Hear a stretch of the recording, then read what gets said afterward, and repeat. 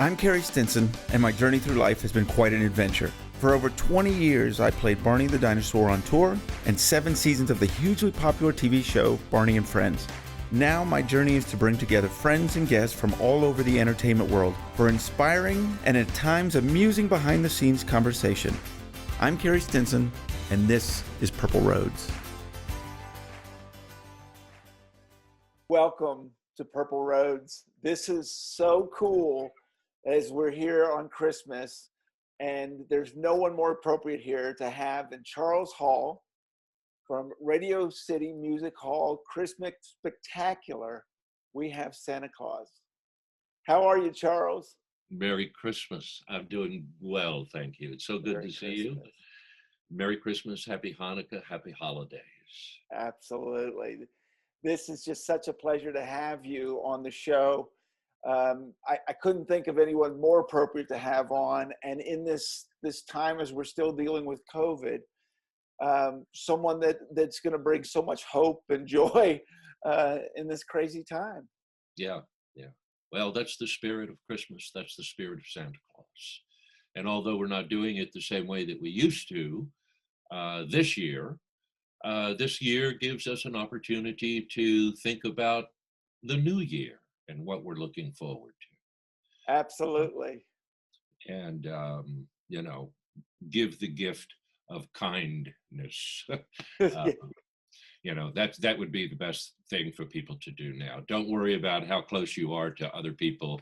Worry about what you can do good for someone to make them joyful during the season. So, yeah, it's a new way, but it's like the Christmas toys. Every year there's a little something different, and there's a new this, and this year it's a enormous change, but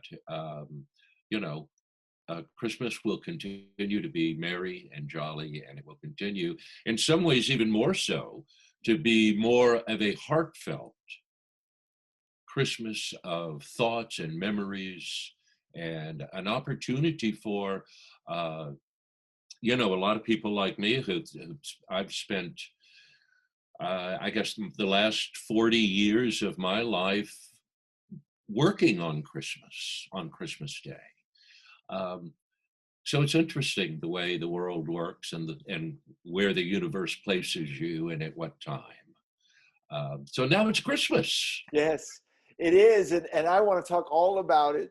And I also want to talk about your book, Santa Claus is for Real, which I love the title.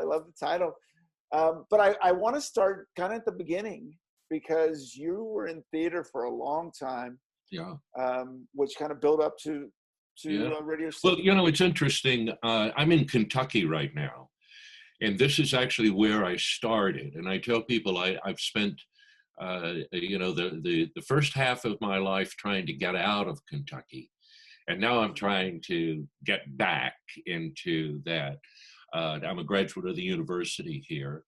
I have a degree in theater, and I got my first job in a union, Commedia dell'arte. And I worked early on with Commedia, mime, and mask, and which improvisation and all of those things kind of helped me. Obviously, with the Commedia dell'arte, and then after I finished that, I went to New York, and again, like I talk about in the book, it was a very dark time in New York, and it's almost like that now. They were going to close Radio City Music Hall. That was the year that I think President Ford said, New York, go to hell, and the crime was up, and it was just a very dark time, and it was for me because I was a young kid looking for work in this big town, and I was as much as Scrooge as anybody. I was an actor. I was jealous. I was working hard, and I couldn't get ahead, and I couldn't make enough money, and it was struggling as an actor. So I felt, and being a classically trained actor, Ebenezer Scrooge was in my heart. like it was the whole city. The whole city Right. was in a cloak of darkness. And um, I got the part of Ebenezer Scrooge in the Christmas show. Actually, before that, I got the part of the Wicked Witch in Walt Disney's um, first Broadway musical at Radio City, Snow White and the Seven Dwarfs. And how amazing is that right there? You probably It were was, just happy to have a job, uh, but what it I turned was out to working, be. making $5 a week. And I told myself, I said, I can't exist this way. And so where is the money? Right. And at that time, there were so many Broadway theaters closed that the only shows that were running were Broadway musicals. Um, so I said, well, I was in a rock band. I sang in church, and hey, I could sing. So I auditioned, and of course, Snow White was a musical, and I was cast as the hag, the Wicked Witch. And I didn't have to sing. Don Pippin was the musical director, and he let me sing with the dwarfs, so I got to be on the album. But that was a real turning point for me. Um, that Radio City was, the renewing of Radio City, and it saved it, and it was a wonderful experience. We had a national tour, and um, after that, uh, I got a chance to do Barnum with Jim Dale and Glenn Close, and an opportunity to work with the great Joe Layton. And soon after that, I was working with Ben Vereen and Pippin, the revival of that, which was a real joy. And um, What was it like to work with Ben Vereen? it was wonderful. We had a great time together. We had a lot of laughs, and he was always on. And it wasn't as though, and Pippin is one of those just fabulous shows that so many people identify with, and um, always go back to, not just because of the music, but because of the whole concept of the players. And Ben was great. Ben also directed with the help of Mr. Fosse, who came by a few times. Uh, but it was a great experience. And then, And I got to stop you for a second, one, Charles. If the audience doesn't know these names that you're dropping of Fosse and Ben Vereen and all of them, please look them up, because it's amazing how iconic you are for Santa Claus. But what you did in your early days is just, well, I'm blown away listening to this story. well, and um, I was, like Ebenezer Scrooge, searching for that success, not just financially and with a job, and I keep going back to Scrooge because it was soon after that I was asked, because of my relationship with Radio City and Mr. Yanni, Bob Yanni, the great Bob Yanni, from Walt Disney, who created the Electric Light Parade, and just a visionary. And he was the one that had the vision of doing Snow White at Radio City. It was very successful. And after that, he had brought in the first Christmas show as we know it. Before that, Radio City had of course, they had the Rockettes, and they had a number, and they had a group singers, but they never had a show like the Radio City Christmas. It was actually known, and that it started as the Magnificent Christmas Spectacular. And what year was that? 81, maybe 81, because we finished Snow White in 80, 81 on the road, and then we came back, so it could have been 82, early 80s. And I had finished the tour at Snow White, and Tom Russinger, who was playing Ebenezer Scrooge, got another show and left for the last 2 weeks. So because Mr. Yanni and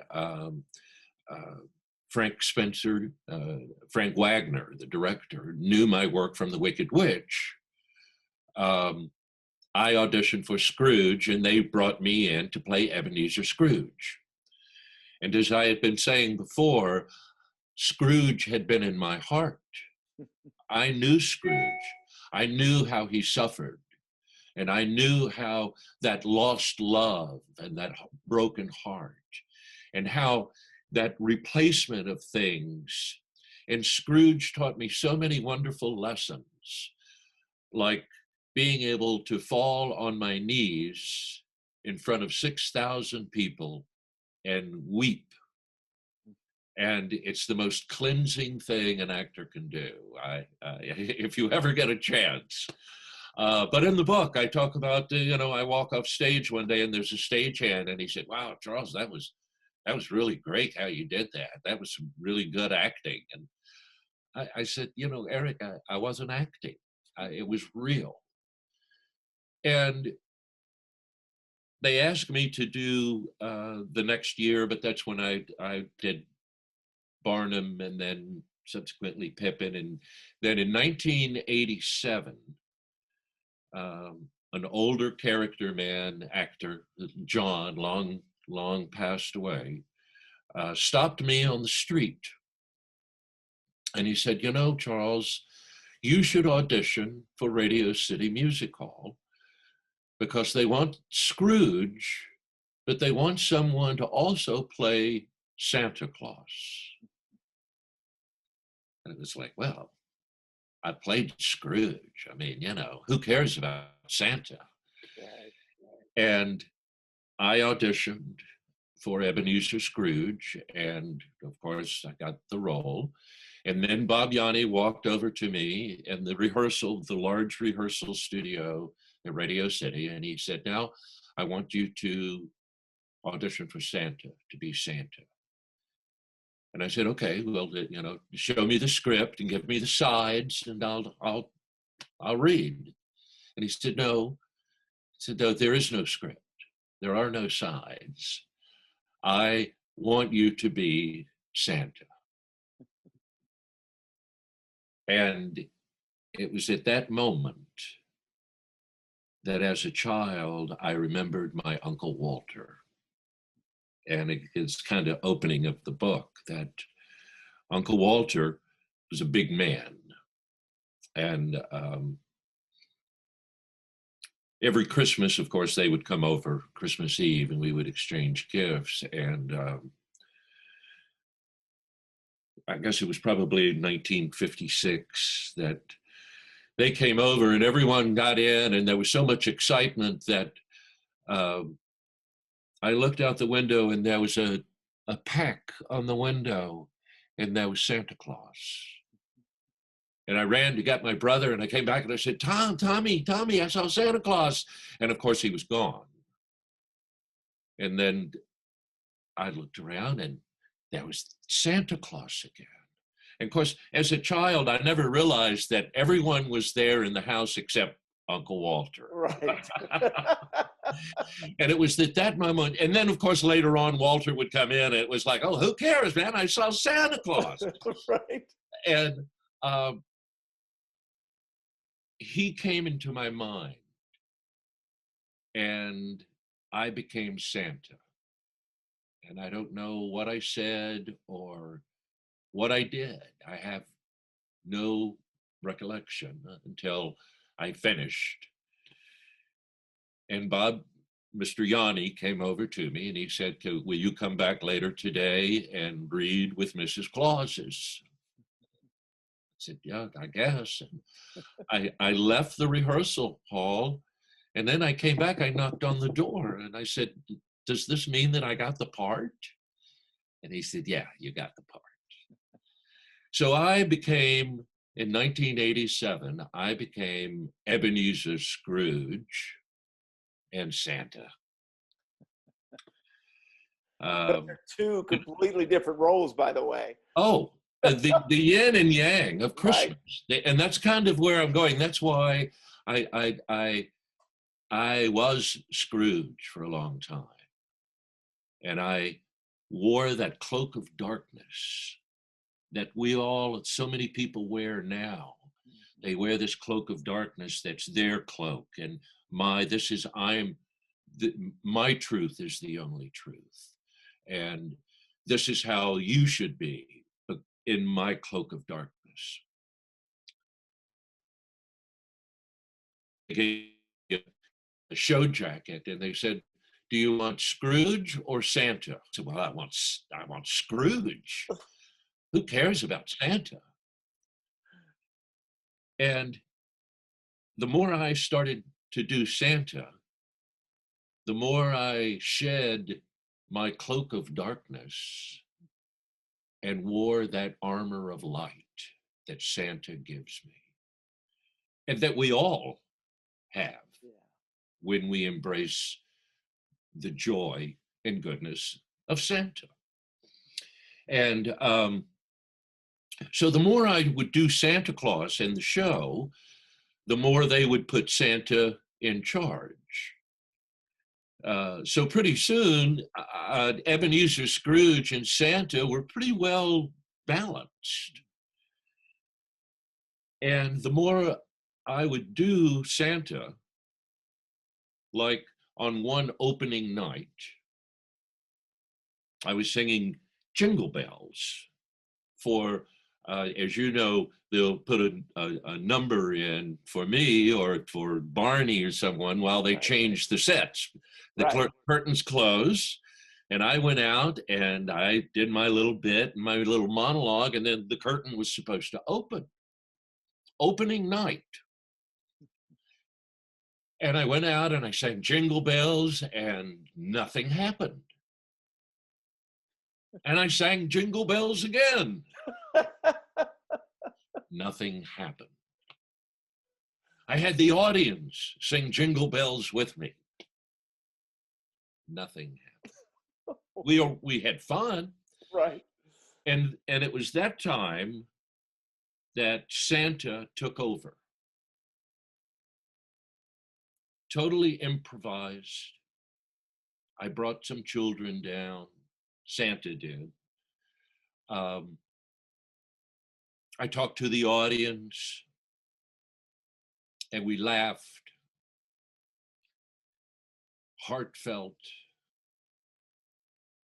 And then finally, the stage manager from backstage over the intercom says, "Okay, Santa, I think we're ready to go." Opening night, all the critics, all the important people, like Joel Siegel.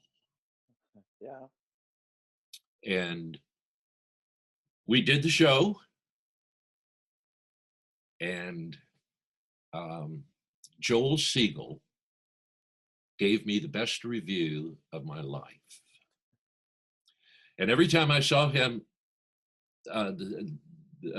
otherwise after that for years, he would always remind me of that moment. And he said, "If you don't believe in Santa Claus, you need to go to Radio City, because that is the real Santa." Wow.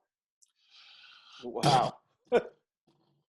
And you know, it was at that time, it was that moment that I found that armor of light, the power and the joy and the responsibility of Santa Claus. So after that, it was soon after that that I got a call, maybe in July or August, from the producers at that time, and they said, "Charles, Ebenezer Scrooge is no longer in the show." And I said, "Oh no, what am I going to do? You know, do I still have a job?" And that was the year that Robert Longbottom, Bobby Longbottom, took over for the show, and um, really changed the show once again to where we are now. We've had lots of new numbers and lots of different directors, but um, the basis of the show became much more Broadway, and every year since, it always just gets better and better and better. Um, and as Santa, as I found, you know, I like to call it, it's the power of one. Um, by touching one person sincerely and lovingly in a theater, if you touch that one person, you can touch everyone.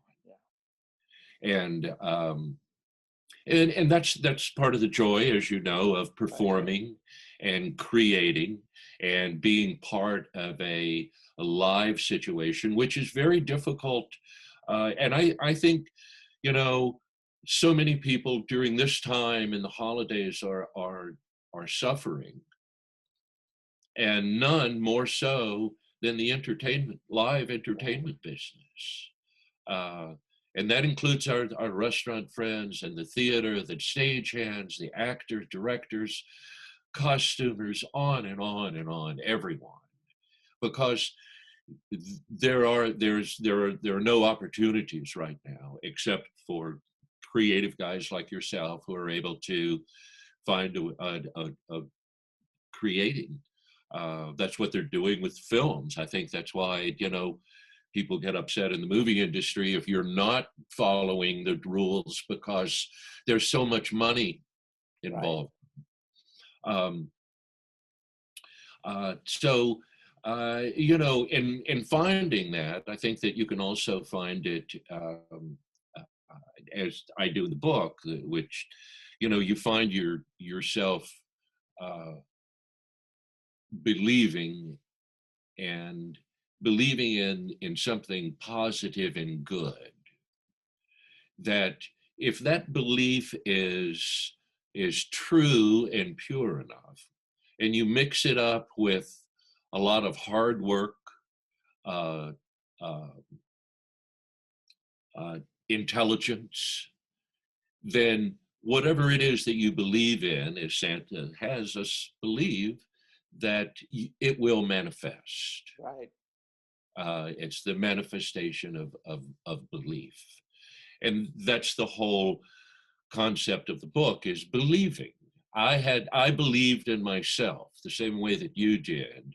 And you have to find that. You have to be able to believe in yourself, so that you can help other people do the right thing, be the nice thing. Um, Parents But a lot of times will come to see Santa and they say, "Oh, said, you know, you tell him whether he's good or bad. You tell him whether he's good or bad." It's like, well, you know, Santa would say, I don't do good and bad. That's not what I do. I do naughty and nice. And, you know, Santa has taught me that, you know, uh, just because you're naughty doesn't mean you're a bad person. Sometimes being naughty, you have to be naughty so that you can understand what being nice is. And, you know, there was a little boy that came to see Santa one time, and his mother was a very important person. And she came in and she said, you know, I just, Santa Claus, I need you to talk to my son, and he wants uh, a magic wand, but like Harry Potter, but he doesn't want a toy magic wand. He wants a real magic wand. And Santa, I want you to tell him that he can't have that magic wand, that there is no magic. There's not. And Santa said, you know, uh, he doesn't need a wand. I told him, you don't need a wand. In your heart, That's where the magic is.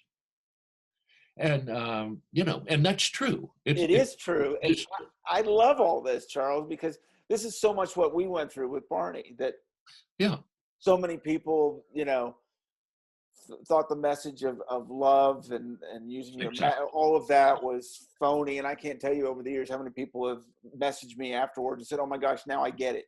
I Yeah, totally yeah. get what you're doing." And I think it's the authenticity, right? That you believe in what you're doing and you believe in the message. You believing in it. I can't lie. I'm a horrible liar. I mean, for an actor, I can't lie. I just can't lie. If I do, it just comes right back to me, and I'm in more trouble. So I have learned that it's best not to lie, Right. And that includes to yourself. You can't play any role, but especially iconic and uh, uh, respected roles that children and adults both look up to. You can't play those roles completely unless you feel it, unless it's real for you. Absolutely. You can act it, but if you feel it, um, and that's another thing that we learn from a lot of times the characters that we play. Yes. It, Yes. And that's so important that you say that, because these are roles that mean so much to kids yeah, that you yeah, can't act. I mean, it yeah, has to be yeah, authentic. yeah, It has to be true. yeah. And I'm curious with you, did you realize from the beginning how important what you're doing was, the responsibility of what you were doing? No, I No. didn't. I didn't. And again, I have uh, not only have I performed for generation after generation after generation. I'm showing my age, but it's been a long time, and I've played to children's children, and um, I've gotten like letters and prayers and people that come to see me that uh, I had a veteran come and who had been wounded, and he wanted to see Santa Claus. And and he came in and was wearing his uniform. It was amazing. Um, and it's part of the spirit, and it's part of one's belief, and everyone thinks that they can be Santa, and they can. It doesn't matter if you're a male or a female or black or white or what color you are, or race, creed, religion. It doesn't matter, because that's not what the real Santa is. The real Santa is what comes from your heart. And that's why now, in these turbulent, uh, uh, uh, strange times, um, now's the time to pull out that kindness card, that nice card. That's the greatest gift. That's the So greatest gift. I have been as fortunate as well to get to perform at Radio City Music Hall. It is such an amazing place. And Isn't it? you know from the second you walk in there how lucky you are, how blessed you are, how special it is. Yeah. You've been doing this for so many years. Every year, do you just feel so fortunate to be at Radio City Music Hall, to be with the Rockettes? Oh, and 6,000 of my closest friends, 3 or 4 or 5 times a day, playing Santa. Playing Santa. Yeah. And you know what? I tell you, life goes on outside there, and life goes on. But when I take that walk down to the sleigh, and once that sleigh goes out, it's magic time, you know, and I don't know, I go to somewhere else. I'm somewhere else, which is actually the best thing for me to do as an actor, because, and one of the, having to do, and you as well, with such a long career in playing one character, you know, you play that character for so long, you really get to know this person, or this thing, Yes, this yes. character.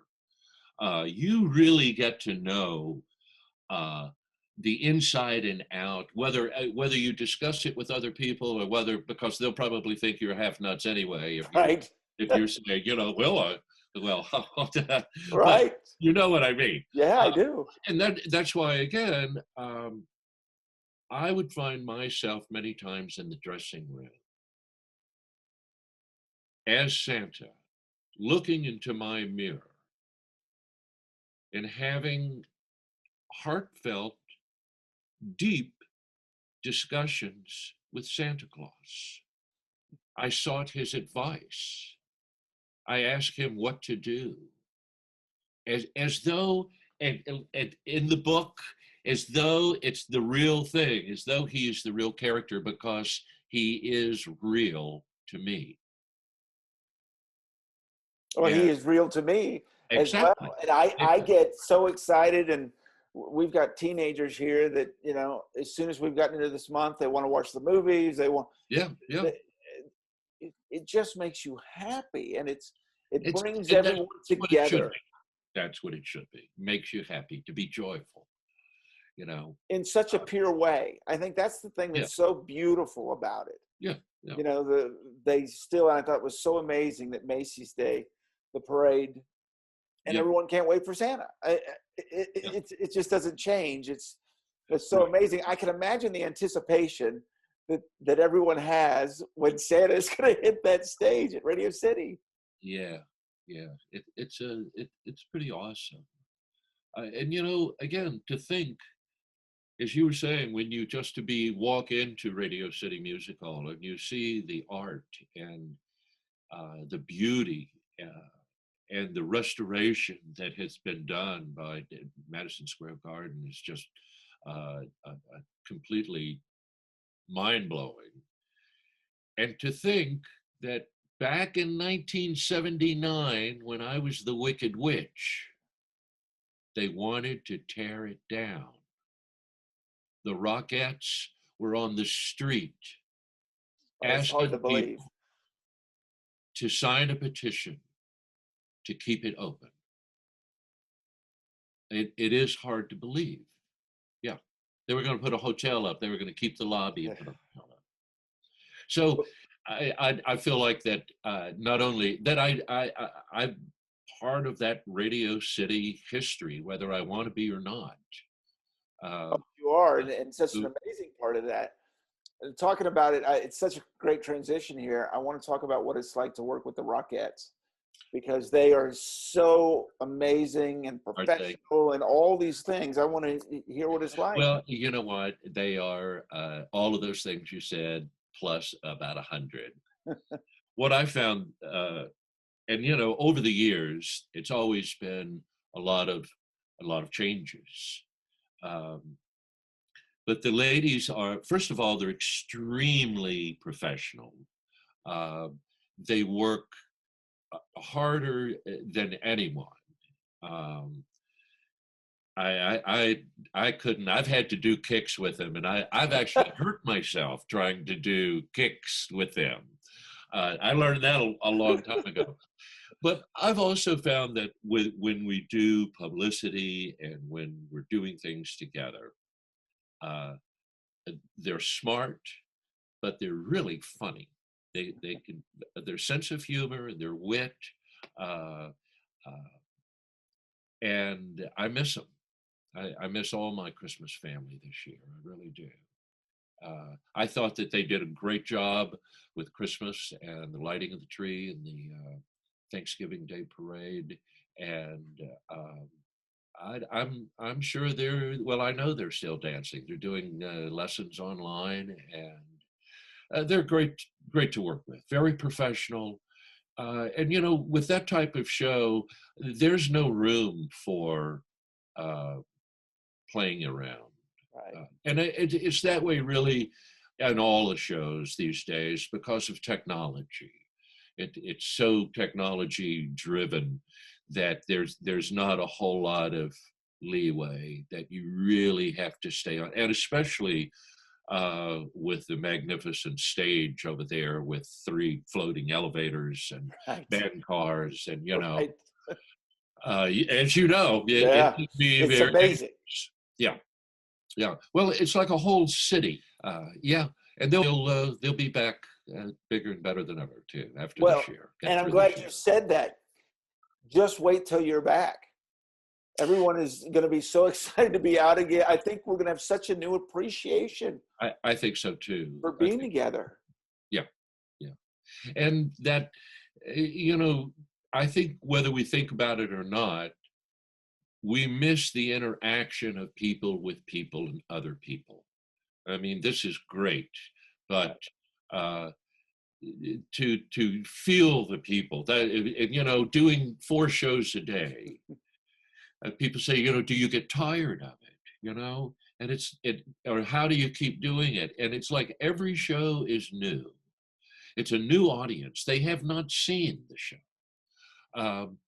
And so and that's, and my performance depends a lot on that audience, because there's that ebb and flow with the audience, Right. where it gets into my theory about the power of one. Sure. When I come through the audience, a lot of times people will specifically want seats where I come out because they'll hand me their baby. And I'll take the little baby and hold it up. And sometimes the baby will be, great. And other times the baby is like, what?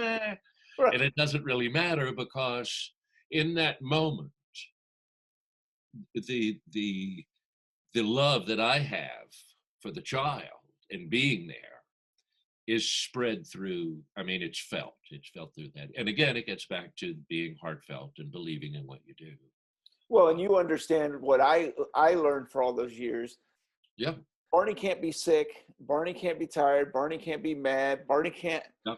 You have to just, as you said earlier, you go away, right? And really, Carey just becomes you leave Barney. that backstage, and that's right. In the dressing room. So I know exactly how you could do 4 shows, because you understand. Right. All this audience can't wait to see Santa. Well, I've done 5 shows a day. Wow. I can't do it anymore. It's too much. And also, my role has changed throughout the years. It's not like it's Scrooge and Santa, where Santa would come on and do 1 number. Right. I mean, I'm pretty much working the whole show. So, and as they give me more things to do, but it's always a joy to do it, no matter how many times. It's always a joy to do it, and it's always a joy to share the Christmas spirit with the people in the audience, because they want to be there and they want to celebrate Christmas. And we will, and we do. Absolutely. Have you had the chance to do meet and greets, or to meet with individual kids, and what is that experience like for you? Well, occasionally, with that many shows a day, it's very difficult. I do a lot of Garden of Dreams, children, and a certain amount of celebrities with their children that that see the show. Sure. That publicity will have them come back. And but as far as the public, I don't see the logistics of the theater and my dressing room and so many shows. It's just too much. Sure. But I see a lot of celebrities because they like to come to the show. Sure. Like everyone every year, and enjoy it. And I'm always happy to, Well, and you probably learned, I did that when we were at Radio City, which was mind blowing, that, Rosie O'Donnell and John Bon Jovi, you name it, Don Travolta all want to see Barney. You're right. And I learned so quickly, they're just parents. Well, that They're is. absolutely, yeah, to me it's John Travolta, and that's really cool, but Yeah. he just became a parent for the moment, and I And thought that was that's amazing. exactly what I said the other night, that when I was coming down to the sleigh and I saw these two little adorable twin boys in the hallway. But it had been a long day and a lot of shows, and I walked by and they saw me, but there was no big to do or anything, but they definitely saw me. Right.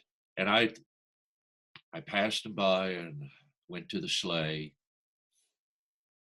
I said, you know what, I can't do this. I got out of the sleigh and I went back down there to those two little twin boys, and I sat on the step with them, talked to them, and then from the corner of my eye, I see this little guy come out wearing tight black jeans, and I look up and I see, oh, a little black vest and a black shirt and a black horn-rimmed glasses and a little black hat, and my monkey mind is going, oh my gosh, that's Elvis Costello. And my monkey mind is going, oh my God, I love your music. I have Veronica on my tape. I love it all the time. My monkey mind, not my Santa mind. Because, like you said, I didn't see him as a rock star. I saw him as a father, as a parent. And it was such a sweet moment. And I felt so good because I didn't I love your music. And I had that experience. I was leaving a show at Radio City Music Hall, and production came to me. I was the last one leaving for the night, and they said, Carey, can you do a meet and greet really quickly? And I said, sure. So we went and we came out, and here's this child, and I look up, and it's the drummer for U2. And I'm a huge fan of U2, and I'm like, the same thing.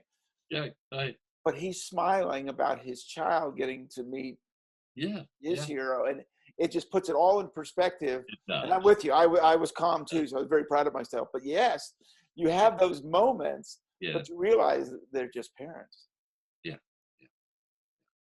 Yeah, it really is. It's quite a lot of fun. So tell me about the book. Where did this come from? The idea? Well, putting this all together. Everyone had been telling me to write a book, and it was like, write a book about their stories. Mm-hmm. That's kind of where it started. And then as I got into it, I started thinking, my life in Christmas, because Christmas as an actor, it's almost like having a steady job, that, and that's what I tell young actors, is that, you need to find a long run. You need to find a Les Mis or a Christmas show or a Phantom, or, something that's going to work you for a while. And as years and years, people would talk to me about, oh, you should write about the story with so-and-so, or when so-and-so came, or, the stories that happened to you. Mm-hmm. And I started doing the stories, and then as it started as a memoir, we started writing that. And then my editor over at the Simon & Schuster said, can you write this as a fable, like a Christmas fable, so that adults can read it and get the message, but so that children can also read it or have it read to them, and never give up the disbelief of Santa, having Santa is real. Right. Which is, again, my subconscious that I would talk to in the mirror. In the book, becomes a real character. He becomes this magical character that guides me. And of course, it has to do with my family and my father, and believing in yourself as a kid that was made fun of or bullied. That I found a place for me to go. I found something to believe in. as Joseph Campbell, one of my favorite guys, Joseph Campbell would say, follow your bliss, you know, and that's my bliss. I followed my bliss, and it was just completely blissful. It hadn't been always easy, but that's what the book is about. It's about that time that a kid growing up in Kentucky was bullied and made fun of and had difficulty finding his place. And I found my place in my imagination. And on that cold, snowy, wintry day in 1957, when my brother couldn't run outside with me because he was sick. And that was the night that I met Santa and my life changed. Wow. So, and little did I know, I was not aware. I was not, I knew, but I didn't know. So the only thing I could do was to follow my bliss, and allow the universe to guide me in the path that I should be. And that's what led me to playing Santa, and then not playing it, and then going beyond that and actually becoming, I mean, people yell at me on the street in the middle of July, and I'm not wearing an outfit, and it's like, yo, Santa, and it's like, hey, Merry Christmas. So, and then, like we were talking about earlier, is that, you have that moment when you actually understand the power that you have, that people, what they want and what you can do for them. And it's not just being an actor or being Santa Claus. Right. Everyone can do that in their own way. Just because it was, we're on stage in front of people and all, and it's no more special than, the person that works at Starbucks. It's the kindness and joy. Right. And that's what the book is about. It's about all the things that happened to me at Radio City, good and bad. There was a stagehand that my first year, he tried to hurt me when pulling the sleigh, and tried to pull it fast and hard to see if he could hit my head or knock my hat off. And and he would always smack my ball. And I mean, I was a young man, and he bullied me, and it actually was going to wait out. He told me, he said, I'm going to wait outside the stage door for you. I'm going to get you. And then through the whole show, young kid, Right. like going, geez, this guy is going to like beat me up. It's like, what's wrong with this? And, I walked outside the stage door, and all the stage hands were waiting for me. Just waiting for me. Hey, Charles. Good night, Charles. See you tomorrow, Charles. Yeah. It was, yeah. Wow. Yeah. And, and that's what the book is about. It's about the stories about me becoming Santa. Do you have a favorite story about becoming Santa? I have a couple, but probably my favorite one is the Joel Siegel story, because it's just that night, when nothing is working around you and you're stuck out there with 6,000 people. Mm-hmm. And it's Yeah.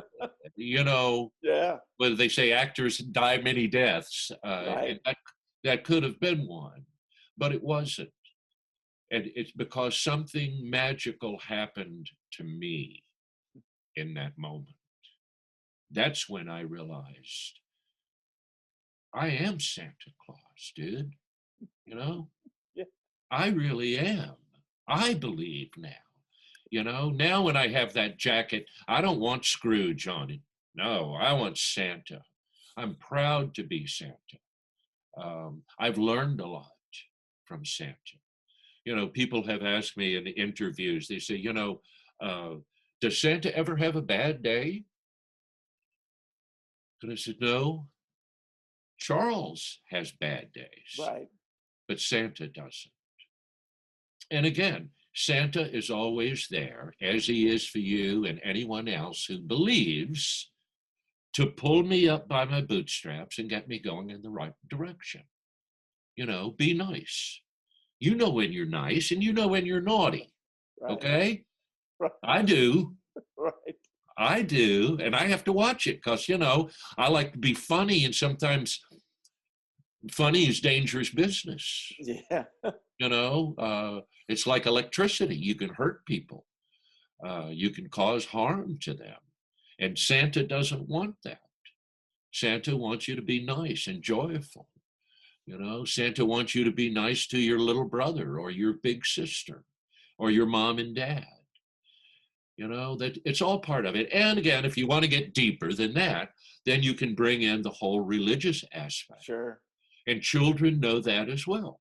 Children tell me there's nobody's perfect except Jesus and Santa Claus. And that's, you know, that's a lot to live up to. Yeah, absolutely. You know, Absolutely. and that's why you know, with the season, with the heightened emotion of celebration, the heightened emotion of the birth of Christ, that is a guy that, you know, didn't live that long and never traveled 200 miles, never wrote a book, never did a TV show, never had a podcast, Right. you know, Yeah. but yet every army and time after time, and that still goes on. And it's, and you can't have Christmas and Santa Claus without embracing that. And you don't have to be a Christian or a Methodist. You know, I have so many Jewish friends that love Christmas and love Santa Claus. And they're always kind of joking with me. He said, well, you know, we're Jewish, but we love Santa Claus and we do Christmas. And I tell them, I said, you know what? Most of the elves are Jewish. You know, most of my elves. So we embrace you to embrace Christmas, and that's what it is. You know, they understand the happy and the joy of it. Right. And you know, the book is a quick read and it's a happy Christmas book, and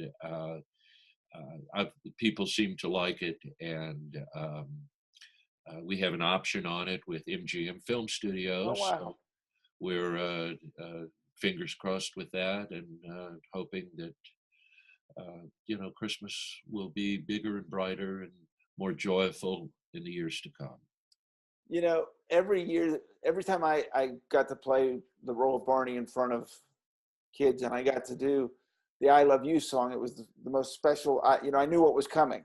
As soon as the music started, I knew what was coming, all the love and all of that.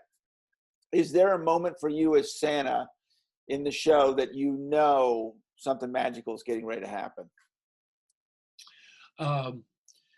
Or something that you get excited about? You know, yeah, there are a lot of things that I get moments, you know, when I come in through the audience is again, because of the energy. I'm there in the audience with them. They're handing me a baby. So I never know what's going to happen. Right. And that, you know, the show is double cast. We have two different casts. We have two companies of Rockettes. I have 3 Mrs. Clauses. I have 3 sets of boys that I work with. I have 4 conductors. I never know sometimes. I'm not very good at listening to. I'm having too much fun in my dressing room with my with my helpers.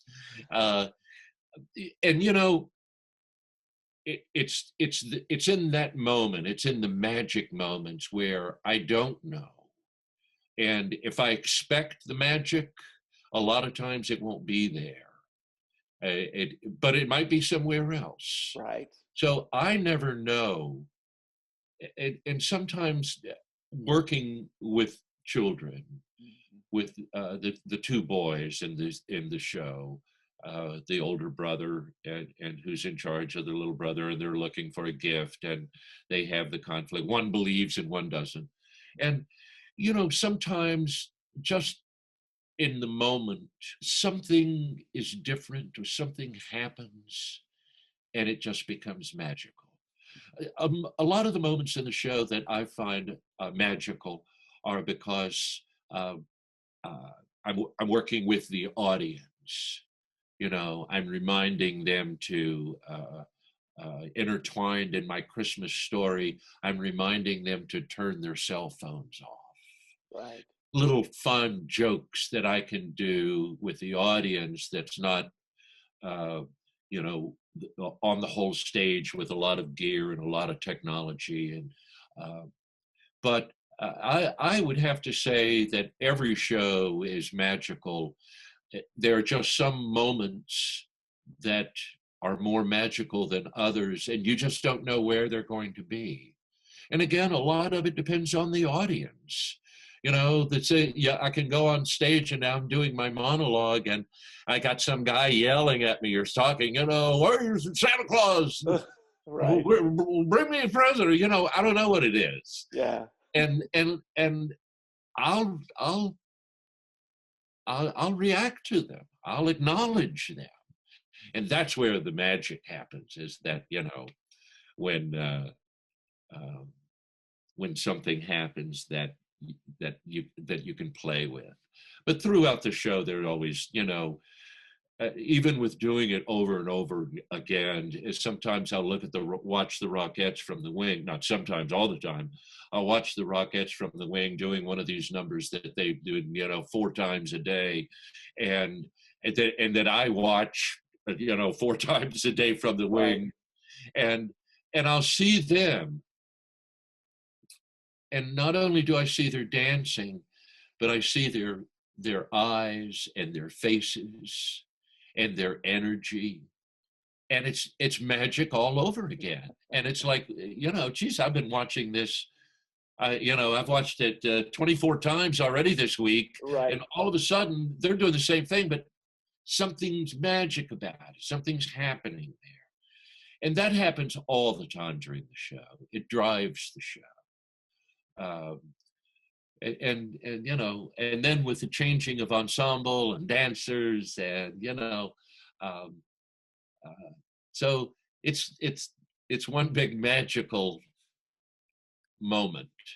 And again, once I don't know about you, but once I got in that sleigh and I took off for the show, it was over. Yeah. I mean, just the pace of the show, the audience, the music. All of a sudden, it's like I'm going to my dressing room to eat something to get ready for another show. Right. Charles, I can't thank you enough. I haven't stopped smiling this whole time. Well, I hope I haven't bored you with my stories, or you have not. It's with what's okay. Even if this wasn't going on, I'd be smiling, because just getting to talk to you is so special. But I think it's just so wonderful what you've done. And I want to kind of finish by saying how you probably didn't see this keep going. I mean, just every year, yeah. It's got to be amazing to.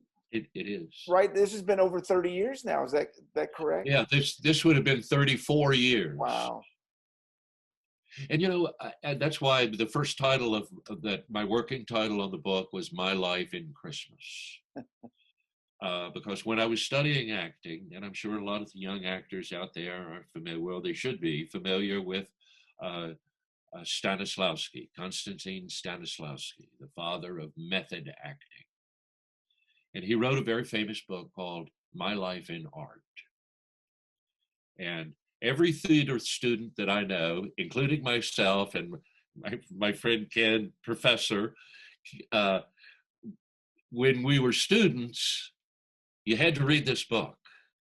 And of course, none of us could get through it. It was just big, thick, on and on. And when I was doing Snow White on tour as the Wicked Witch, I bought that book and I read it because that's what the book is about, a long run. And it's how you can keep that character healthy and new and magical so that you can always be open to that.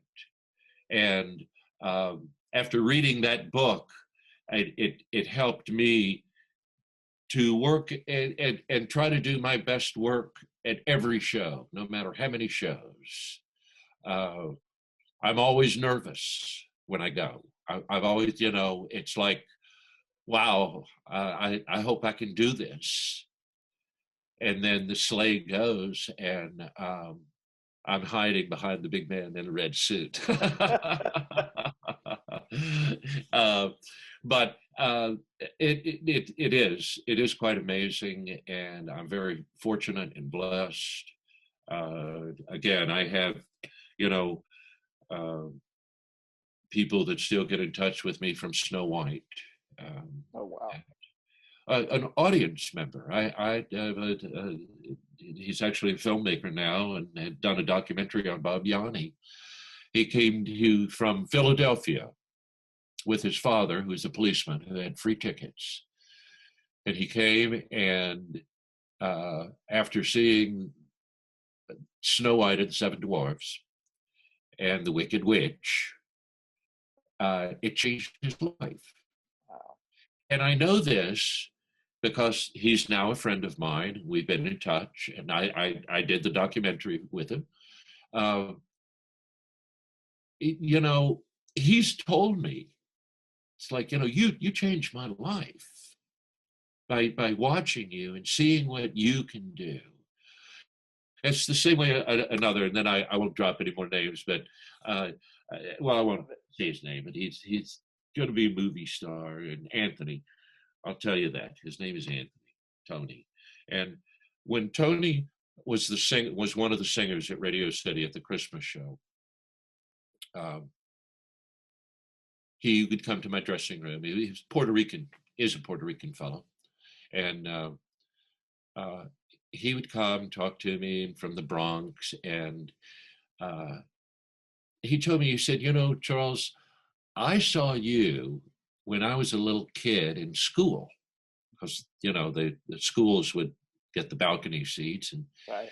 And he said, I remember, he said, I looked at you and he said, you know what? I want to be like him. I want to do that. I want to be like that guy. And now this kid is telling me this. Right, That's right. how long I've been doing it. He's telling me this.